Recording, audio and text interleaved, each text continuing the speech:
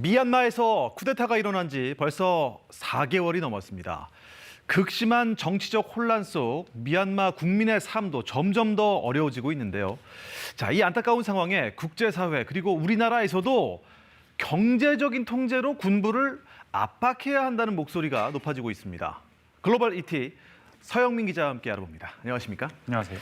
벌써 미얀마에서 군부 쿠데타가 일어난 지 4개월이 됐습니다. 네. 지금 상황은 좀 어떻습니까? 지금은 이제 사실상 내전 상태로 가고 있고요. 지금까지 희생된 시민이 한 800명이 넘는다. 그리고 체포된 시민은 5,500명에 달한다. 이렇게 얘기가 나옵니다. 국제사회 우려가 그만큼 높아지고 있는데요. 뉴욕타임스 보도 한번 살펴보면요. 양곤 인근에 있는 인세인 교도소 실상 고발했습니다. 군부는 현재 체포한 시민 운동가들을 이곳으로 끌고 가서 구금하고 있는데 수용 인원의 2배가 넘는 13,000여 명이 수감 중이다. 그리고 폭행하고 불로 지지고 전기 충격도 한다. 이런 얘기가 있고요. 관련해서 인권단체는 시위 참가자를 놓치면 대신 가족이나 친척을 잡아다가 가두기도 한다. 이런 보도를 주장했습니다.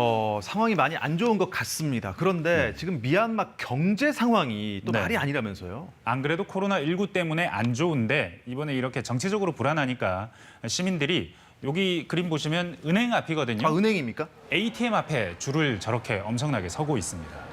ATM기는 현금을 뽑는 기계잖아요. 맞습니다. 왜 현금을 찾나요? 군부도 못 믿겠다. 그리고 은행도 못 믿겠다. 내 돈 빨리 찾자.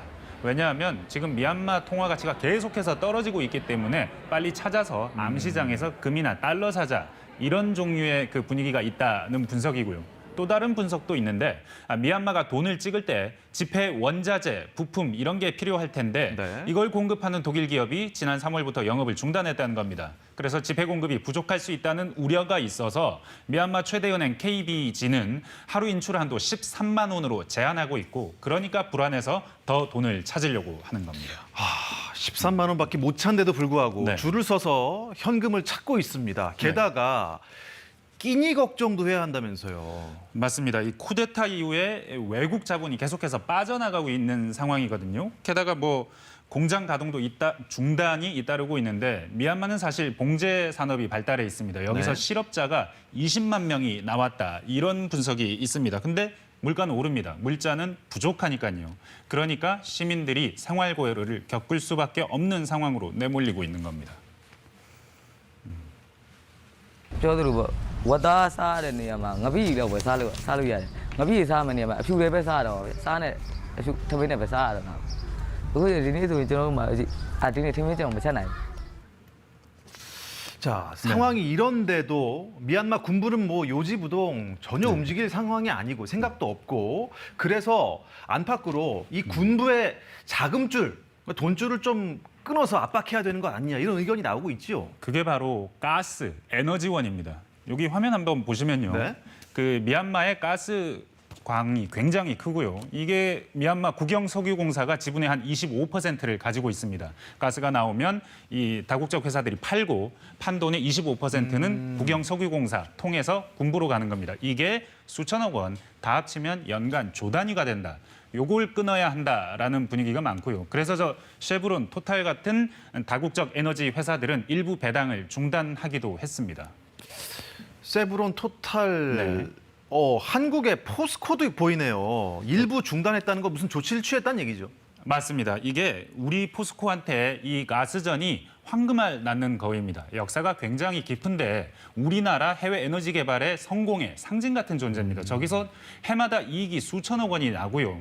그래서 이거 포기하기가 상당히 어려운 건데 일부 배당 중단하기로 결정은 했습니다.